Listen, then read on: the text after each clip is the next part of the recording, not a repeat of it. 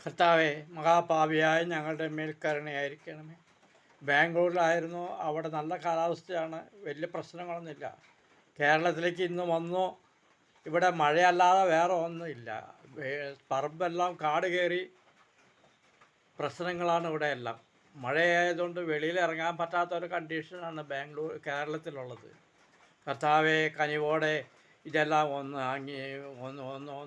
Correct ചെയ്ത് അങ്ങയുടെ കോപത്തെ കുറച്ച് സ്വല്പം ശമിപ്പിക്കണമേ. കർത്താവെ, മഹാപാപികളായ ഞങ്ങളുടെ കേരള മക്കളോട് കരുണയായിരിക്കണമേ. യേശുവേ, പാപിയായ ഞങ്ങളോട് കരുണയായിരിക്കണമേ. കാരണം ഞങ്ങൾ തെറ്റുകൾ ചെയ്യുന്നവരാണ് കൂടുതലെങ്കിലും എല്ലാവരും തെറ്റുകൾ ചെയ്ത് ജീവിക്കുന്നില്ല. അങ്ങയുടെ ഹിതമനുസരിച്ച് എല്ലാവർക്കും വേണ്ടി ഇനി നാളെ മുതൽ നല്ല കാലാവസ്ഥ വരുവാൻ, നല്ലൊരു കാലാവസ്ഥ ആക്കി തരുവാൻ ഞാൻ പ്രത്യേകം പ്രാർത്ഥിക്കുന്നു. എൻ്റെ പ്രാർത്ഥന കേൾക്കുകയും എന്നെ അംഗീകരിക്കുകയും അനുഗ്രഹിക്കുകയും ചെയ്യണമേ.